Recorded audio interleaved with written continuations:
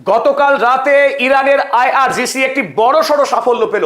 এতদিন ধরে প্রতিটি মানুষের যে অপেক্ষা ছিল কবে আরব সাগরে ডুববে আমেরিকার ইউএসএস আব্রাহাম লিঙ্কন যুদ্ধ জাহাজ। ইরানের ছোড়া ব্যালিস্টিক মিসাইলে আব্রাহাম লিঙ্কন পুরোপুরি ধ্বংস না হলেও ভয়াবহভাবে ক্ষতিগ্রস্ত হয়েছে এবং গতকাল ইরানের উপকূল থেকে যখন ৩৪০ কিলোমিটার দূরে অবস্থান করছিল সেই সময় আইআরজিসি অর্থাৎ ইরানের ইসলামিক রেভলিউশনারি গার্ড কোর ছুড়ে দেয় ব্যালিস্টিক মিসাইল এই আব্রাহাম লিঙ্কন ক্যারিয়ারকে লক্ষ্য করে। এতদিন ধরে যে অপেক্ষা ছিল আবু মাহাদি মিসাইল কবে ছুড়বে ইরান, প্রত্যেকটি মানুষের মনে এই প্রশ্নই ঘোরাফেরা করছিল। তাহলে আবু মাহাদি কি শেষ পর্যন্ত ছোড়া হবে না?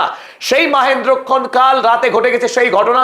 গত রাতে আইআরজিসি ব্যালিস্টিক মিসাইল, যদিও আইআরজিসির পক্ষে জানানো হয়নি কোন মিসাইল ছোড়া হয়েছিল, তবে অনুমান করা হচ্ছে গত রাতে প্রথম আবু মাহাদি মিসাইল ছুড়ে এই আব্রাহাম লিঙ্কনকে বিধ্বস্ত করা হয়েছে এবং তারপর এই জাহাজ এখন বর্তমানে নন ফাংশনাল মোডে আছে, নন অপারেশনাল মোডে চলে গেছে। অর্থাৎ এই জাহাজ থেকে এখন আর কোন যুদ্ধ জাহাজ উড়ে যেতে পারছে না, কারণ এর রানওয়ে ব্যাপকভাবে ক্ষতিগ্রস্ত হয়েছে একাধিক ব্যালিস্টিক হামলায়। ফলে তড়িঘড়ি আমেরিকার নৌসেনারা এই আব্রাহাম লিঙ্কনকে নিয়ে গভীর আরব সাগরের দিকে পালিয়ে গিয়েছে গত রাতেই বলে খবর।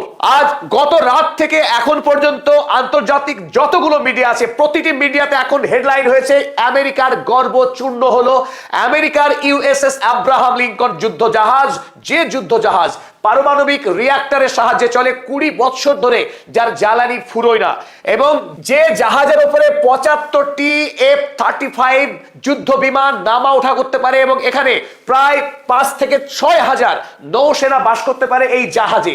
এত ভয়ঙ্কর শক্তিশালী যুদ্ধ জাহাজ পৃথিবীতে একমাত্র আমেরিকারই রয়েছে, ইউএসএস জেরাল্ড আর ফোর্ড এবং আব্রাহাম লিঙ্কন।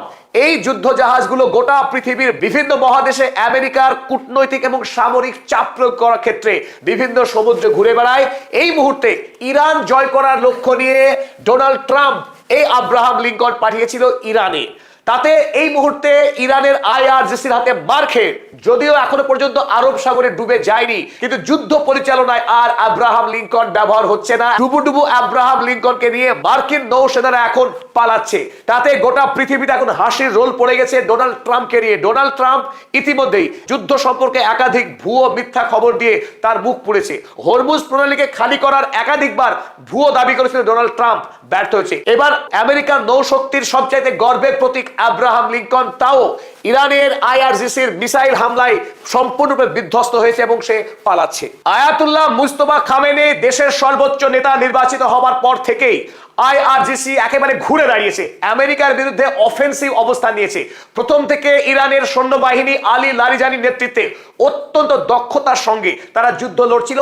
খানিকটা ডিফেন্সিভ অফেন্সিভ মাঝামাঝি অবস্থানে ছিল আইআরজিসি। তারা প্রথমে শাহিদ ড্রোন ব্যবহার করে আমেরিকা এবং ইসরায়েলের আকাশ প্রতিরক্ষা ব্যবস্থাকে ধ্বংস করেছে, তারপর অফেন্সিভে যাওয়ার একটা লক্ষ্যমাত্রা ছিল। কিন্তু আমরা দেখেছি মুস্তফা খামেনি দায়িত্ব নেবার পর থেকেই এই মুহূর্তে আইআরজিসি তেড়ে খেলছে, ধারাবাহিকভাবে একাধিক গুরুত্বপূর্ণ স্থানে আক্রমণ চালিয়েছে। আর তার সবচাইতে উল্লেখযোগ্য ঘটনা ঘটলো এই আব্রাহাম লিঙ্কনে হামলা করার মধ্য দিয়েই।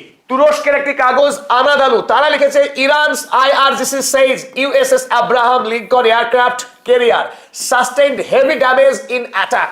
আব্রাহাম লিঙ্কন মারাত্মক ক্ষতিগ্রস্ত হয়েছে ব্যালিস্টিক মিসাইলের হামলায়। একই খবর ছেপেছে ভারতের the Times of India. Times of India লিখেছে IRGC navy claim that its ballistic missile struck the US aircraft carrier USS Abraham Lincoln rendering it non operational. ইরানের আইআরজিসি আব্রাহাম লিঙ্কনে হামলা করবার পর এই যুদ্ধ জাহাজ সম্পূর্ণ নন অপারেশনাল, অর্থাৎ এই যুদ্ধ জাহাজ আর ব্যবহারের উপযোগী নেই, and forcing it to retreat from the Gulf waters. এবং এই ওমান উপসাগর থেকে বহুদূরে পালাতে বাধ্য হয়েছে এই মুহূর্তে ইউএসএস আব্রাহাম লিঙ্কন যুদ্ধ জাহাজ। অপরদিকে ২ নম্বর গুরুত্বপূর্ণ ঘটনা গতকাল ঘটেছে ইরাকে। ইরাকে মার্কিন বায়ুসেনা যখন তাদের যুদ্ধ জাহাজে জ্বালানি ভর্তি করছিল সেই সময়ে আমেরিকার বায়ুসেনা এয়ারফোর্স KC-135 যে বিমানটিকে আপনারা ছবিতে দেখছেন, এই KC-135 রিফুয়েলার ট্যাঙ্কার জ্বালানি ভর্তিকারী এই বিমান আকাশে যখন জ্বালানি ভর্তি করছিল অন্য বিমানকে, সেই সময় ইরাকের একটি মিলিশিয়া গ্রুপ, যে মিলিশিয়া গ্রুপকে নিয়ন্ত্রণ করে খোদ ইরানের সর্বোচ্চ নেতা, সেই মিলিশিয়া গ্রুপ গুলি করে এই মার্কিন বিমানকে ভূপাতিত করে এবং সেই সময় এই বিমানে ৫ জন বায়ুকর্মী ছিল আমেরিকা, তারা প্রত্যেকে নিহত হয়েছে। এবং তার থেকেও বড় কথা, এখানে ইরানের আইআরজিসি নয়, হিজবুল্লাহ নয়, ইরাকের একটি অখ্যাত মিলিশিয়া গ্রুপ, তারা গুলি করে মার্কিন এই বিমানকে ভূপাতিত করেছে। এতেই মার্কিন সেনার যে অহংকার, আমেরিকা পৃথিবীর শ্রেষ্ঠ সামরিক শক্তি, ডোনাল্ড ট্রাম্পের যে গর্বের ঘোষণা, সেই ঘোষণাতে লাথি মেরে দেখিয়ে দিয়েছে ইরাকের মিলিশিয়া যে তারা কত ঠুনকো। এই মুহূর্তে গোটা মধ্যপ্রাচ্যে মার্কিন সেনাদের নিয়ে এখন খেলা করছে আইআরজিসি, খেলা করছে হিজবুল্লাহ এবং ইরাকি মিলিশিয়া গ্রুপ।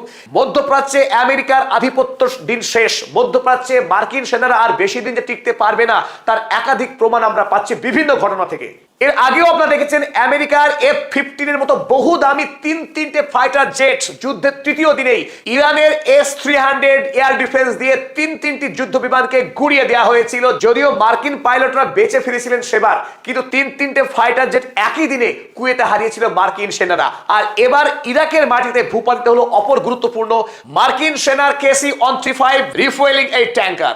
এই জাহাজ মাটি থেকে আকাশে 10 কিলোমিটার উঁচুতে গিয়ে অন্য জাহাজকে জ্বালানি ভর্তি করে। এই অসম্ভব উচ্চতায় ওড়ার কারণ একটাই, যাতে করে শত্রুপক্ষ এই জাহাজকে আক্রমণ করতে না পারে। কিন্তু সেই অসম্ভবকে সম্ভব করেছে ইরাকের মিলিশিয়া গ্রুপ। মাটি থেকে 10 কিলোমিটার উঁচুতে অবস্থানকারী এই মার্কিন বিমানকে তারা গুলি করে ভূপাতিত করেছে। তাই গতকাল যখন এই ফুয়েল ট্যাঙ্কার যুদ্ধ বিমানে জ্বালানি ভরছিল, সেই সময়ে গুলি করে তাকে ভূপাতিত করে এই ইরাকি মিলিশিয়া গ্রুপ।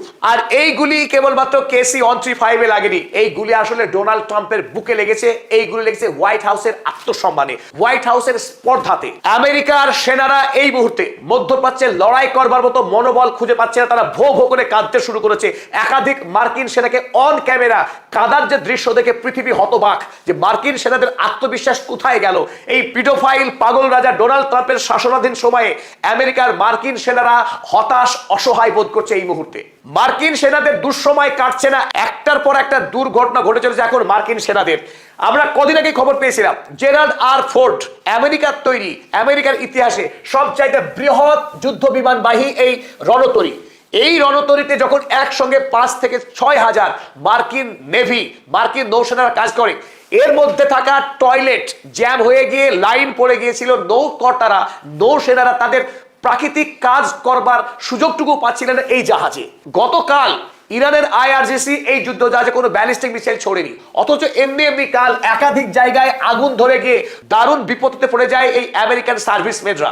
তারা কোনো ক্রমে এই যুদ্ধ জাহাজের আগুন নিভিয়ে তারা এই জাহাজকে শান্ত করে, তাতে আমেরিকার সম্মান বাঁচানোর চেষ্টা করে। তবে ইতিমধ্যেই ইরানের প্রত্যাঘাতের মুখে পড়ে আমেরিকা এবং ইসরায়েল যেভাবে নাস্তানুবাদ হচ্ছে আমরা দেখেছি ইতিমধ্যেই।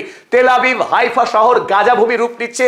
ওদিকে একাধিক মার্কিন সেনার মৃত্যু হয়েছে। গোটা মধ্যপ্রাচ্যের মার্কিন সেনা ছাউনি ইতিমধ্যেই গুড়িয়ে গেছে। যেটুকু দাঁড়িয়ে আছে তার উপরেও এই মুহূর্তে ইরান ধারাবাহিক ড্রোন এবং মিসাইল হামলা চালাচ্ছে। যেটুকু বাকি ছিল ইউএসএস আব্রাহাম লিঙ্কন এবং Gerald R Ford. USS Abraham লিঙ্কনে ইতিমধ্যেই মারাত্মক মিসাইল হামলা হয়েছে এবং সেই জাহাজ যুদ্ধে ব্যবহারের অনুপযোগী হয়ে পড়েছে। অন্যদিকে এখন রয়েছে ইউএসএস জেরার্ড আর ফোর্ড, তাতেও গায়েবী আগুন লেগে যাচ্ছে এই মুহূর্তে। আর এই খবর চেপেছে আমেরিকার ধনী লোকদের জার্নাল ওয়াল স্ট্রিট জার্নাল। তারা লিখেছে 2 US sailors injured in a fire on aircraft carrier USS Gerald R. Ford।